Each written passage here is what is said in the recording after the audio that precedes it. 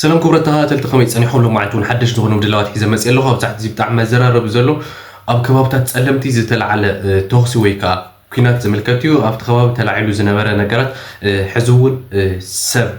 كنسن غيرنا له زتسوون سمارهم سبات تاريخي وملو بزعبان سوق له خن بلينا كهولتهم وجنوت تلاعب قدرات يدرسون دهونه عند سمو قلص أودنا كم دما نايت حد تماريخ استبها لسب بيت سب تاريخي ولو ناتون انتايلون تاي صحيفو زبل قال خبلكم بتوسخ دما حدا بتعمي محزن زخونه زينا حدا سدتنيا ايرتراوي بشفاتو توقعوا اب كبير ناي حكمنا خنكن كم زلو ناتنغرا يزركب على حدا ايرتراوي سدتنيا ناي قتلت متقعته كم استفصمن اذا ترايكي اكل دما حدا خالي ايرتراو دما اب ايثيوبيا تقاتلوا قرشو تزريفو نتبالي بزعبا زنجر زون قال خن بلينا 40 مليون بر عند ايرتراوي كو زي كتما وسط كو سويو تغلو كو برون وسدوا النبيات كسب مجرشام زي تصنيحهم زياتهم من كالوتن كرينا زمد لو تفتحوا مها لايك ناغوركم تجمروا ولا بوكم سنه مكتتال داني فايبس كبرت عزبت موستين او زني مجمرا مدلونا خوسدكم كلكم اتي بتعمي وعي زلو زينا بز ساعات زي حيلتات تግራይ نخبابتات تصلمتي تقوصاصيروم زبل حدا زينا لو ما عند بتعم مزرره خوينو وعللو انتي زبل حيلتات تግራይ نسفح كبابتات تصلمتي كم تقوصاصرو تحبيرو سراويت فيدرالون نتي بوتا غديفو كم زهادمه تحبيرو نابنت ماي صبري امبا مادره ديما اب اي تي دي اف اتين يخون نمبر بوغن تግራይ يخون ولا بمنغسي ايثيوبيا زترغاغص مغلصي ايتوهابن زبل حدا حبريتا لو معندي بسفحو ناي سوشال ميديا مزرارب زعبا خوينلو مزرارب زعبا طراي زيكونه حزون نهزبنا اب عبي شغلوتن فرحنا ودي او خمزلو ينا تنغرا زركب كبرت تخاتلتي ازي طراي يكون كبرت تخاتلتي نزي تخاتيلو دما نزي تريو زلخون كبابتات نمقودصار كبابتات معرب تግራይ زخونه تصلمتي نمقودصار زتغيرو زتبهاللو معنتي كينات نيرو افت كينات دما زيتسوو خم دما زقوسلو تي دي اف كمزلو ينا تنغرا كبرت تخاتلتي كابزي بلعلي مدنغصي محزني زخونه نغير يلن كوم دما كلته تي دي افون تماريخهم زبل اب سوشال ميديا كزواور وعيلو نايت حدا استمارخ دما حفتو يتبل حنتي ترخيبالا انتي لا صحيفالا دحرز مرتوعي تاي كنبل اينا لومي 18 اب مريت تصلمتي فلوشمو مايداكشا زنبره ግጭት ካብቶም ተማረኹ እቲ ሓደ ናይ ቀረባ ቤተሰበይ እዩ ምዕባይ ሓው 2014 ዓመተ ምህረት ተሰው እዩ መስዋዕቲ ወዳ ዘይትፈልጥ ሓትናይ ኣላ አሎ እንዳተባህለት ቅድሚ ወርሒ ያ ካብዛ ዓለም ተፈልያትና ናፍቆት ወዳ ከይወፀላ ከይዳ ድሕሪኡ ገዛ ዛልዮ ስለዚህ ይብሉ ንገዛኻት ዘይትምለስ ኢለዮ ነይረ ይሓትት ኣለኹ እንዳበለ ሎሚ ተማሪኹ ርእዮ አነ እንኳዕ በህይወት ተረፍካ ጥራሕ እየክብሎ ዝደሊ በይኑ ስለዝነበረ ወዲ ተባዕታይ ድማ እንኳዕ ተረፍካልና ዝሓዊ ትብል ሓንቲ ሓፍቱ ተረኺባላ ማለት ክብረት ተኸተልቲሞ እዚ ነገር እዚ ሕዝውን ህዝብና ሻቂል ወላ ዓብ ሻቅሎት እዩ ወዲቑ ዘሎ ህዝብና ማለት እዩ እቶም ትሪእዎም ዘለኹም እቶም ፎቶታት ኻ ናይ ብሓቂ እንድሕር ኮይኑ ቲዲኤፍ ኣባላት ቲዲኤፍ ከም ዝኾይኖም ተሰዊኦም ከም ዝኾይኖም ተወቂዖም ከም ዝኾይኖም ገለ ዝብል እዩ እቲ ሶሻል ሚድያ ሎማዓንቲ ተዋፂርዎ ዘሎ እዚ ነገር እዚ ማዕረፍ እንደና መሸቀል ከም ዝኾነ ንዓኻትኩም ክነግረኩም ኣይኽእልን ምክንያቱ ንኩሉ ሰብ ስለዝርድኦ ማለት ክብረት ተኸተልቲ تخون ግን أنا بساعة زي حدا قبله زخ حدا نقرت هلو تحسابي أيو إتي جزء ناي تجري زخانة معرب تجري تسلم تحوي سوالتيو بسلام كفتح زي خلدي خويم إتي ناي سلام أمارات ستات كله أمواتنا كله جرسنا تتقيمنا لودينا خوينا معرخ ندينا بسلام منجدي تدراديرنا هنا مملاس أبينا نبزو خوينا تزي كنتو زمكر زلو زبل حدا حتو كالعلي دل مالتي خبرة تخاذلت مخرياتو حدا نجر كسب مودعتا بسلامه منجدي خدك على سولي كبا سلامه منجدي أبيكا سلامه منجدي كله نجر تعزيكا نحر كوينو قدنيو جزات كان هلوخان نموحات كتواجا قديتايو تزي خوين جن إزي أنفتو زي نتصرف بتجري خون بإثيوبيا برق استوى نجار يلن جن ياو زي تفسوا أي شلون كبزولو لدنا إذن جرزي حزون كوينات صباح سلزي كنا زز قدم ملامل دك تجري زت أفو زسألنا يوم سلزي واحدنا بتناتهم موت جما استرجع سلام كسب زي رخبنا أدو تجري حزون أبكينا تدبري يازلا ابطميت يازلا ابشاقلوت يوم زلو كساب حزي موت مسواتي ودا زي سمعت اد تግራይ ብዙሕ ያዘላ محزون اتي سلاماو መንገድ መጀመሪያ አሟጢጥና ጨረይስና ክንጥቀመሉ ይግባእ ይብለኩም ዝደለ خبرت ተኸታተልትሞ እዚ ነገር ዝሕዝውን ኩላትና ባጽኖት ክንቃለሰሉ ድንጽ ክንኮን ዝግበአና ነገር እንታለው ኣብ ሰዓት እዚ ቅድሚ ሁሉ ቅድሚ ናብ ኩናት ቅድሚ ናብ ሓዊ ምድረባይ ንበጽሕ እቲ ሰላማው መንገዲ ልዕሊ ሁሉ سلامو منجدي سلز طعمنا بفلايك عن تجارو مالتي مرت كينات نفلت نحنا تجارو هنا كمان بالعلم مرت كينات تفلت سوالو اللي حسنا بساعة زيمو كلاتنا مجمرة بسلامو منجدي تنودو إتي زموت እቲ ንስኦኖ ዘለና ህይወት በብመዓልቱ ሕዝውን ብጣዕሚ ዓብይ ክሳራ እዩ ትግራይ ሕዝውን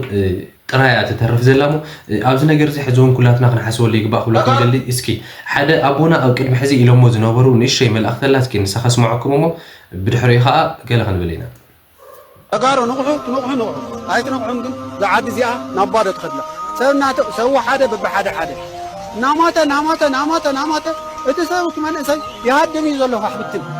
መፈጠር ፀልይዎ እዚ ከምዚ ንወዲ ከምዚ እናርአየ ስራሕትታት እናርአየ ሕግና ከደ እናርአየ ኣብቲ ሓደ ነገርና ከደ ሓደ ነገር ከደ ኩሉ ሕማቕ ኩሉ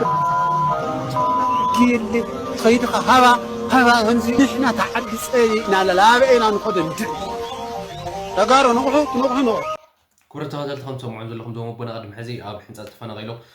ካብ ምዕራብ ትግራይ ተፈናቒሎም ኣብ ሕንፃፅ ዝርከቡ እዮም ንሶም ዘመሓላለፎም መልእኽቲ ነይሩ እቲ ህዝቢ ትግራይ እቲ መንእሰይ ትግራይ በብሓደ ይውዳእ ኣሎ ዝበልዎ ነገር እዩ እዚ ነገር እዚ ድማ ሓቂ ኮይኑ ስለ ዝረኸብክዎ ሕዚ ምፅዮ ማለት እዩ ክብረት ተኸታተልቲ ማዕረ ክንደየናይ ከቢድ መንእሰይ ትግራይ እቲ ኣብ ትግራይ ዘሎ ማሕበረሰብ ማዕረ ክንደየናይ ከቢድ ሂወት ይሕልፍ ከም ዘሎ ንምግላፅ ዝኣክል እዩ ፍርቁ ብስደት ፍርቁ ብኩናት ሂወቱ እናሳእነ ከም ዝርከብ ንምግላፅ ክብረት ተኸታተልቲ ምፅዮ እሞ ናብቲ ቀፃሊ ምድላውና ካሕልፈኩም ከለኹ ከዓ ኣብ ሰዓት እዚ ብጣዕሚ መዘራረቡ ኮይኑ ዘሎ ከምኡ ድማ ብጣዕሚ መሕዘኒ ኮይኑ ዘሎ ብሰዓት እዚ ኣብ ኣምሓራ ከባብታት ዳባት ዝርከቡ ስደተኛታት ኤርትራውያን ኣብ ብጣዕሚ ሕማቕ ዝበሃል ሓሳረ መከራ ወዲቖም ከም ዘለዉ እዮም በብመዓልቱ ድማ ብሸፋቱ እናተቐተሉ ሂወቶም እናሳእኑ ከምኡ ድማ ኣካላዊ መጉዳእቲ እናበፅሖም ከም ዝርከብ እዩ እናተገለፀ ዝርከብ ሓደ ሓውና ድማ ካብ ሆስፒታል ተቐሪፁ ዝተሰደደ ቪድዮ ኣሎ ሸፋቱ ብጥይት ወቂዖሞ ዘርኢ ምስሊ እዩ እዚ ምስሊ እዚ ተፈናቃሊ ሓውና ስደተኛ ሓውና ኤርትራዊ ኣብ ዳባት ዝርከብ እዩ እስኪ እቲ ቪድዮ ሪኢና ንመለስ ትማል እውን ኣብ ልዕሊ ሓደ ኤርትራዊ ስደተኛ ናይ ቀትለት መጥቃዕቲ ከም ዝተፈፀመን እቲ ንስክላ ካብ ሞት ዝደሓነ ኤርትራዊ ስደተኛ ከቢድ ማህረም ተወሪድዎ ኣብ ሕክምና ይእለ ምህላውን ምንጭ ግብረ ሕያዋይ ሳምራዊ ካብቲ ቦታ ኣብ ዝለኣኹልና ሓበሬታ ኣረዲኡ ግዳይ ናይቲ ኣርሜናዊ ተግባር ብምዃን ካብ ሞት ንስክላ ዝተረፈ ኤርትራዊ ገብረ የሱስ ሞጎስ ሰርጌንት ዝተባህለ ስደተኛ ነባሪ ማዓስከር ኣለምዋጭ ኮይኑ ናብ ገዝኡ ዝኣተዉ ክልተ ብረት ዝተዓጥቁ ሸፋቱ ብጥይት ተዋቂዑ ኣብ ከቢድ ኩነታት ምህላዊኡ እቲ ሓበሬታ ወሲኹ ዘረድእ እቶም ናብ ገዝኡ ዝኣተዉ መንነቶም ዘይተፈልጡ ሸፋቱ ኣንበርኪኾም ብረት ኣብ መንከሱ ብምፅጋዕ ዘለዎ ገንዘብ ይኹን ንብረት ክህቦም ምሕታቶም ዝሓበረ ምንጭ ግብረ ሕያዋይ ሳምራዊ ዘለኒ የብለይን ምስ በሎም ብየማናይ ማዕጎርቱ ዝተኮስዋ ጥይት ኣስናኑ ለኪማ ብየማነይቲ ማዕጎርቱ ምውፅኣን ድሕሪ ምውዳኡ ሞይቱ ኢሎም ከም ዝገደፍዎን እዩ ኣብ ሓበሬትኡ ብዝርዝር ዝገልጽ እቶም ሸፋቱ ሞይቱ ኢሎም ገሪፎሞ ድሕሪ ምኻዶም ድምፂ ተኹሲ ዝሰምዐ ነባሪቱ ማዓስከር ኣብ ከቢድ ኣውያትን ሓዘንን ምውዓሉ ዝገለጸት ሓበሬታ እቲ ትረፍ ዝበሎ ኤርትራዊ ስደተኛ ሂወቱ ከም ዝሓለፈት ኣብ ሕጂ ሰዓት ኣብ ሪፈራል ሆስፒታል ጎንደር ኣብ ትሕቲ ጽኑዕ ሕክምና ይእለ ምህላው እዩ ዝገልጽ ኣብ ማዓስከር ዳባት ኣብ ዝሓለፈ 3 ዓመታት ከምዚ ዓይነት ናይ ካራን ብረትን መጥቃዕቲ ሸፋቱ ተደጋጋሚ ግዜ ኣብ ልዕሊ ንጹሃን ስደተኛታት ክፍጸም ምጽንሑ ዝገለጸት ምንጭ ሓበሬታ ሂወት ኣብቲ ማዓስከር ናይ ዝርከቡ ኣስታት 7,000 ኤርትራውያን ስደተኛታት ካብ ግዜ ናብ ግዜ ንኸቢድ ሓደጋ ይቃልዓ ብምህላው ዝኸፍእ ሓደጋ ከይወረደ ናብ ዝሓሸ ቦታ ዝግዕዝሉ ኩነታት ክሳብ ዝፍጠር ኩሉ ሕልና ዝስምዖ ዜጋ ናብ ማሕበረሰብ ዓለም ተጠሪዑ ለበውኡ ኣቕሪቡ ዝርከብ ብርትኸተል ምቕብ ሰምዑ ዘለኹም እቶም ንኣሳስ 3 ዓመት ኣብ ኣምሓራ ዳባት ዝፀንሑ ስደተኛታት ኤርትራውያን ሕዝቦም በብመዓልቱ ብዙሕ ዓይነት ግፍዕታት እናበፅሖም ከም ዝርከብ እዮም እናገለፁ ዝርከቡ ኣብቲ ቪድዮ ንምልከቶ ከም ዘለና ከምኡ ድማ ዝሓለፈ እውን ብዙሕ ዓይነት መከራታት ይበፅሖም ከም ዘለዎ ሸፋትና መፁ ይቀትልዎም ከም ዘለዎ የሳቂዎም ከም ዘለዎ ንብረቶም ገንዘቦም እናተጓሓሉ ከም ዘለዎ ከምኡ ድማ ኣካላዊ መጉዳእቲ ይበፅሖም ከም ዘሎ እናተነገረ ነይሩ ናይዚ መቐፀልታ ዝኸውን እውን ሕዚ እቲ ሓውና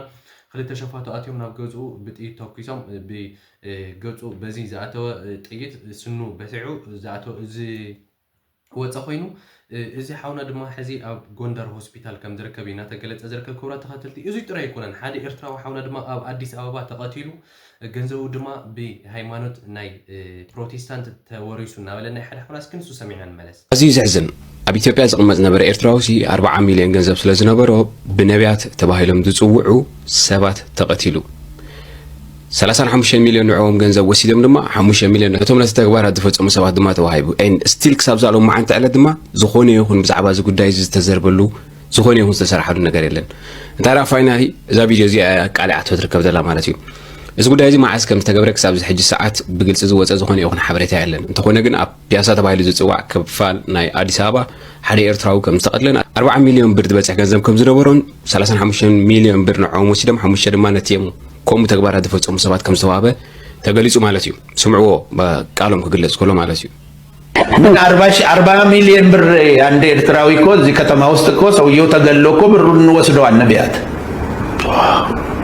ለጉዳዩን ለሚሸፍኑ ሰዎች 5 ሚሊዮን ብቻ አውጥተው የቀረውን 35 ሚሊዮን ብር የወሰደ ነብይ እኮ አለ እዚህ ከተማ ላይ ሰውን ነፍስ አስጠፍቶ አዎ እዚሁ ከተማ ቢያሳ ነው የሞተው ሰውየው እንዳው ኤርትራዊ ስለሆነ ብዙ ምንትኑ አልወጣም በዘመድም እዚህ ስለሌለው ምናምን እንደዚህ የሚያደርጓሉ ከባድ ወንጀል የሚሰራበት አገር ነው እንደዚህና አሁን በዚህ መልክ ጌታ ሰጠም ምናምን ኩረታዋልቲ ከምዚ ዓይነት ወንጀላት ተባረኸቱሉ ዓዲና ዘለና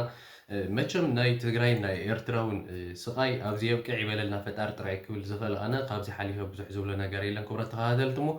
እዚ ምድላው እዚ ያው ንሎማዓንቲ ዝሓሲበዮ ዝነበርኩ ምድላው እዚ ይመስል ነይሩ እዚ ምድላው ተፈቲኹሞ ከዓ ሰብስክራይብ እና ላይክ ምግባር ከይትርስዑ ተሰሰናይ ግን ኩሉ ንህዝብና ይመና ሰላም